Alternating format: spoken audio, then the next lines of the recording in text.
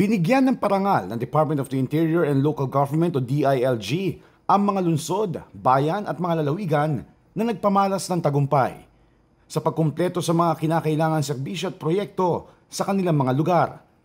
Ang Subaybayani Awards 2025 ay pagbibigay pugay din sa participatory governance at citizen engagement o kolaborasyon sa pagitan ng LGU at mamamayan sa paggawa ng mga proyekto.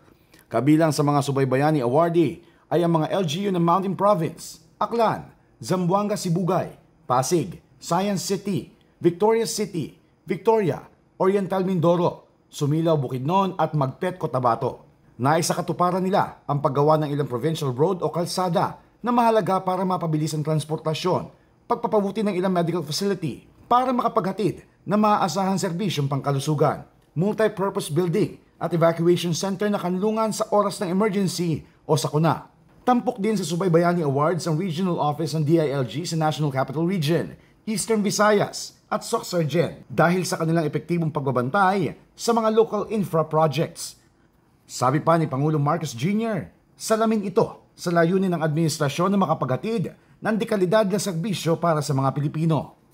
Kinikilala natin ngayon ang mga lokal na pamahalaan at ilang DILG regional offices na piniling mamahala at gampanan ang kanilang tungkulin ng mahusay, tapat at may malasakit sa kanilang nasasakupan. High quality remains our standard. A government worthy of its people does not settle for mediocrity, does not cut corners, does not waver.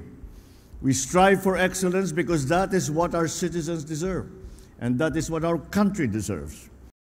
Hinikayat ni Pangulong Marcos Jr. ang patuloy na pagsulong sa transparency sa mga ginawang proyekto ng pamahalaan. Tulayan niya ito para maiwasan ang korupsyon at maging matatag ang tiwala ng publiko sa gobyerno. Tandaan natin na ang mamamayang Pilipino ay nagmamasid at may karapatang pumuna.